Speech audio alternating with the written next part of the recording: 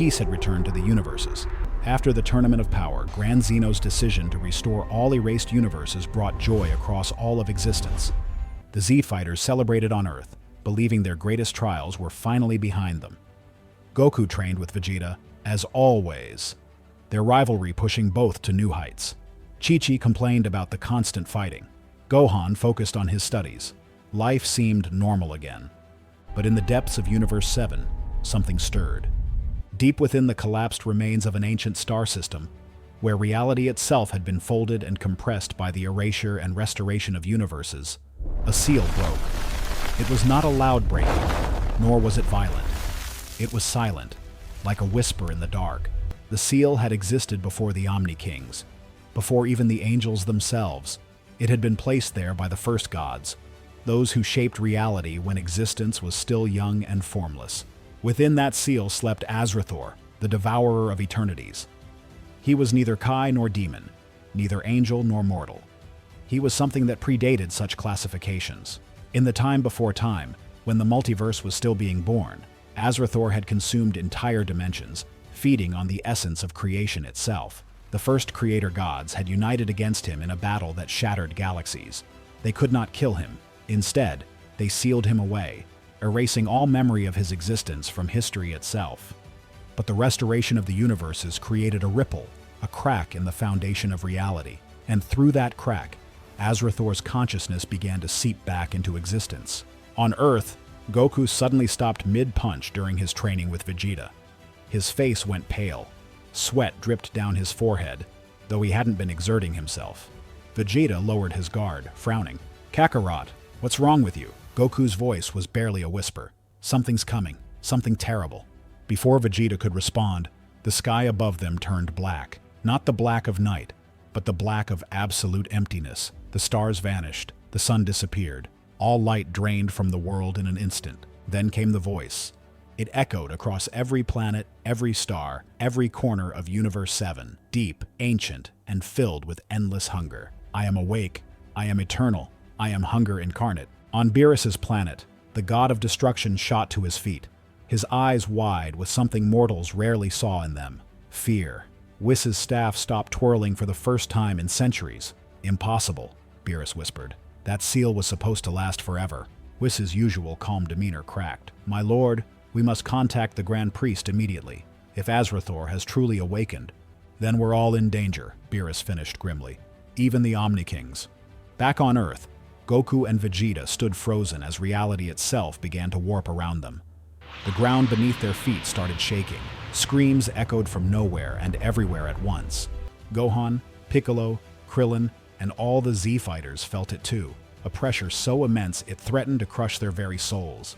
Then, without warning, rifts tore open across Earth, portals like wounds in reality itself. From these wounds poured creatures that should not exist. Beings made of living shadow, entities made of pure darkness and sharp claws, things that hurt to look at because they violated the natural laws of existence. "What are these things?" Vegeta roared, immediately transforming into Super Saiyan Blue. Goku did the same, but his face was grim. "They're not alive. Not really.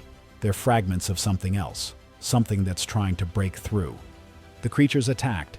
The Z-Fighters fought back with everything they had, but for every creature they destroyed, 10 more emerged from the rifts. The battle was endless, exhausting.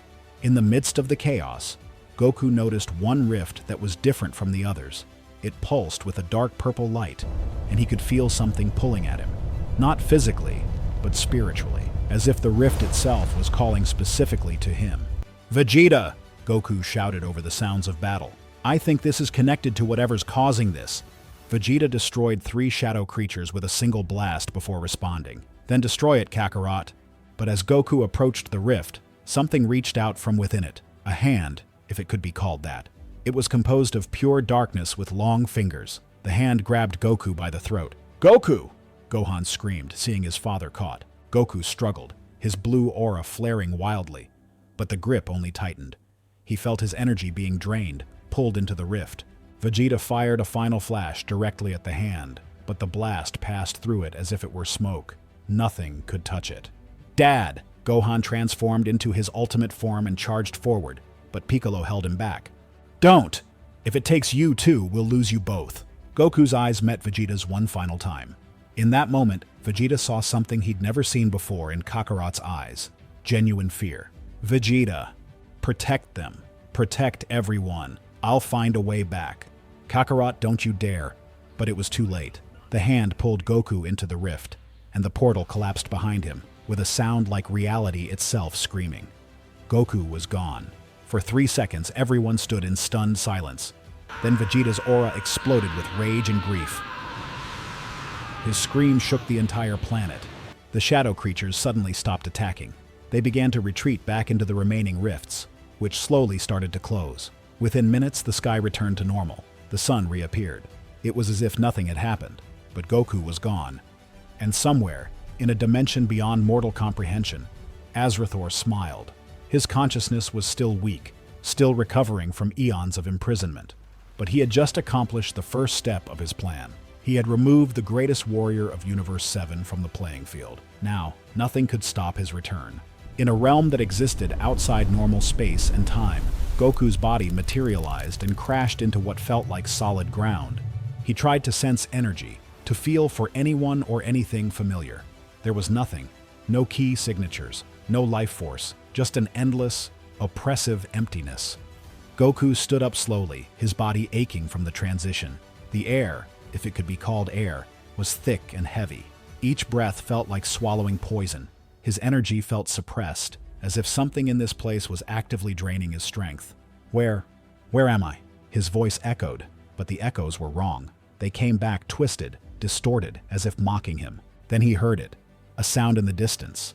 No, multiple sounds, screaming, wailing, the sounds of creatures in agony. Goku's instincts screamed at him to run, to hide. But he was a Saiyan. He was Son Goku. He didn't run. He started walking toward the sounds. After what felt like hours, though time seemed meaningless in this place, Goku came across the first creature. It was massive, easily the size of a whole house, with scales that reflected no light and eyes that glowed with a dim, dying fire. It was chained to the ground with bonds that seemed to be made of solidified pain itself. When it saw Goku, it spoke. Its voice was like grinding stone. Another one, another soul, trapped here, forever. "What is this place?" Goku demanded. The creature laughed, but it was a sound of pure despair. "This is the Void Eternal, the prison beyond prisons, the dimension where Azrathor sends those who displease him. Here, you will suffer. Here, you will break. Here, you will exist in agony until existence itself ends." Goku clenched his fists. "I don't accept that. There's always a way out. There has to be." "There is no way out," another voice said. Goku turned to see another creature, this one humanoid but with skin that had immensely dense scales on it. "We have all tried. Some of us have been here for millions of years, others for billions. Time has no meaning here. Escape has no meaning here, only suffering." Goku felt his heart sink, but then he remembered Vegeta's face, Chi-Chi's smile, Gohan and Goten, his friends, his family, Earth. "No," he said firmly, "I'm getting out of here, and I'm going to stop whatever that thing was that sent me here." The creatures didn't respond. They had heard such declarations before. They always ended the same way. In the first days, Goku tried everything. He transformed into Super Saiyan, then Super Saiyan Blue. He fired Kamehamehas at the walls of the dimension. He screamed until his voice gave out. Nothing worked. The void absorbed everything, gave nothing back. His energy drained constantly.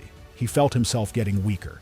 Hunger gnawed at him, but there was nothing to eat. Thirst burned his throat, but there was no water. Yet somehow, he didn't die. He couldn't die. This place wouldn't allow that mercy. That's when Goku realized the true horror of where he was. This was a dimension designed not to kill, but to torture, to break the spirit while keeping the body intact, to create eternal suffering. And for the first time in his life, Son Goku felt despair begin to take root in his heart. But deep within that despair, something else began to grow. Something dark, something that would change him forever. Because if he couldn't escape through strength alone, he would have to become something else entirely. Something this dimension had never encountered before. He would have to adapt, to evolve, to transform in ways that would terrify even his closest friends. The question was, would he still be Goku when he finally escaped? Or would he be something far more dangerous? Comment down below your thoughts if you think that Goku will not change in the void. Also like the video if you enjoyed and subscribe for part 2. See you soon.